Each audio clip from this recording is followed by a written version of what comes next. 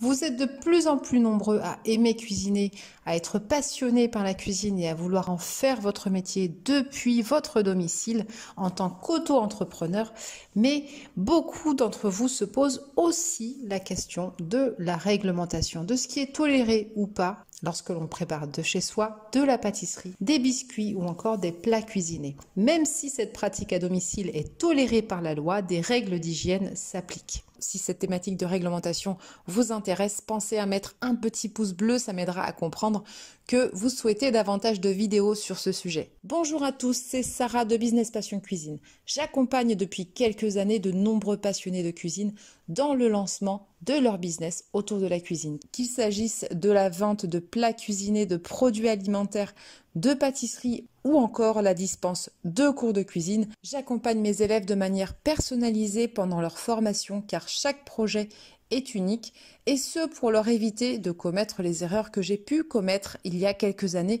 quand j'ai moi-même lancé ma première activité de traiteur. Faisons le point tout d'abord sur la configuration de votre domicile et votre lieu de résidence.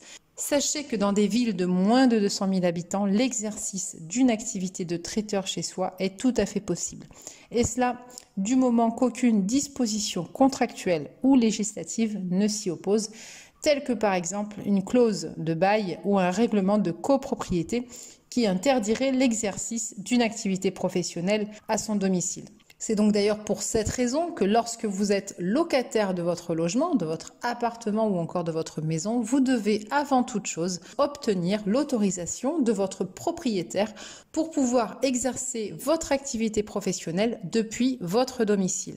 Pour ce qui est des villes de plus de 200 000 habitants et dans les départements des Hauts-de-Seine, de la Seine-Saint-Denis ou du Val-de-Marne, l'exercice de l'activité est toujours possible à condition qu'aucune disposition du bail ou de règlement de copropriété ne l'interdise, qu'il s'agisse de la résidence principale de l'entrepreneur, que l'activité est exercée exclusivement par les occupants du logement, c'est-à-dire que vous ne pouvez pas faire venir de salariés depuis l'extérieur, et enfin que l'habitation est située au rez-de-chaussée. Pour rappel, lorsque vous préparez ces plats depuis votre domicile, la domiciliation de l'entreprise sera votre domicile principal.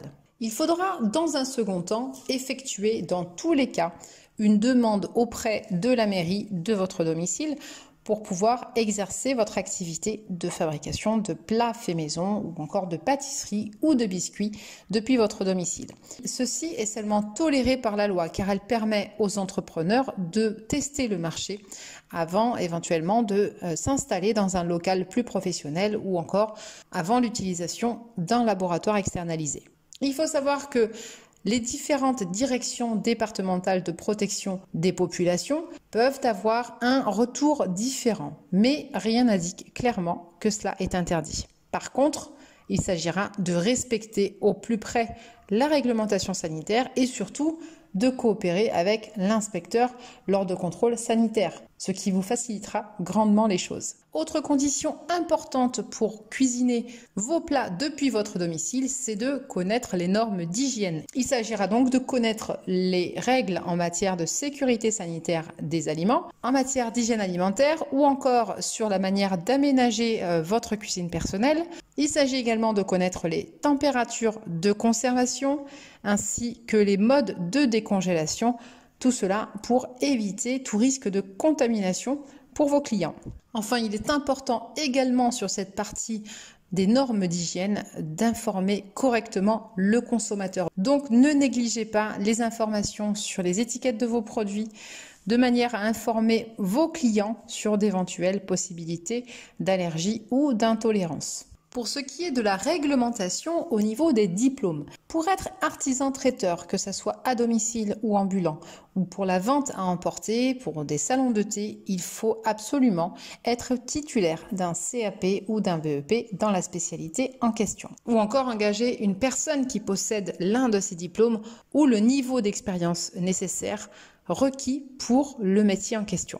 Pour ce qui est de la fabrication de pâtisseries fait maison, à partir du moment où vous commercialisez de la pâtisserie que l'on dit fraîche, c'est-à-dire avec ajout de crème après cuisson, il faudra obligatoirement détenir un CAP pâtissier. Pour ce qui est de la pâtisserie de conservation ou encore les biscuits, vous n'avez pas l'obligation de détenir ce CAP pâtissier. Ce sujet est très controversé, mais cette différence est tout simplement liée au fait que la manipulation de produits à base d'aliments crus est beaucoup plus délicate et donc requiert une attention toute particulière au niveau des normes d'hygiène alimentaire. Enfin, diplôme ou pas diplôme, à partir du moment où vous exercez une activité sur la thématique de la cuisine, vous vous engagez à respecter les normes d'hygiène en vigueur et vous êtes donc dans l'obligation d'avoir suivi une formation à l'hygiène qui vous permet de mettre en perspective tous les fondements de la réglementation européenne, de les appliquer et surtout de pouvoir justifier de leur application en cas de contrôle sanitaire. Petite information maintenant concernant la définition du plat fait maison.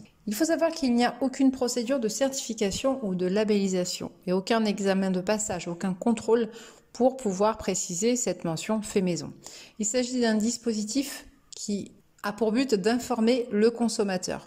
Il informe le consommateur sur les aliments confectionnés sur place, les préparations culinaires, qu'il s'agisse d'entrées, de plats principaux ou de desserts, cuisinés ou transformés sur place, c'est-à-dire dans les locaux où sont servis les clients, sont considérés comme des plats faits maison. Dans ces cas-là, l'usage de cuisine centrale n'est pas toléré. À noter que les traiteurs et les marchands ambulants, tout ce qui concerne les food trucks ou les stands sur les marchés, peuvent réaliser leurs plats en dehors des lieux où ils sont vendus ou consommés. Ces plats doivent être confectionnés à partir de produits bruts, c'est-à-dire des produits alimentaires crus.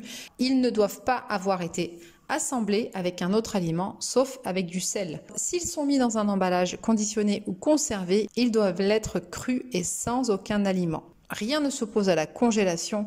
On peut bien évidemment congeler ou surgeler dès lors que ces méthodes de conservation ne remettent pas en cause le caractère cru du produit. Cette règle s'impose à l'occasion de l'acquisition ou la réception des produits alimentaires. Après leur réception à votre domicile, vous pouvez, pour vous assurer la conservation des produits, blanchir des légumes ou des abats, pré-cuire le foie gras, etc.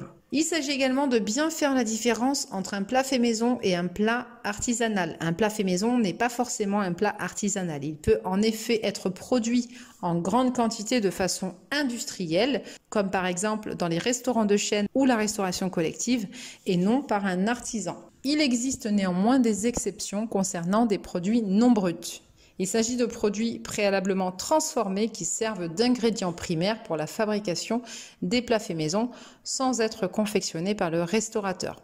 C'est le cas par exemple des salaisons, de la charcuterie, du fromage, de la crème fraîche, du lait, du pain, de la farine, des biscuits secs, des légumes, des fruits secs ou encore la levure, le sucre, la gélatine, etc.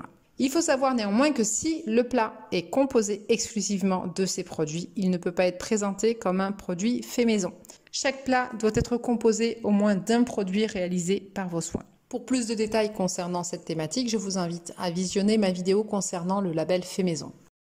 À présent, vous en savez un petit peu plus concernant la réglementation, concernant les autorisations, les déclarations, les diplômes, les mentions fait maison et la possibilité de cuisiner depuis votre domicile. Vous avez donc maintenant toutes les clés pour lancer votre activité autour de la cuisine.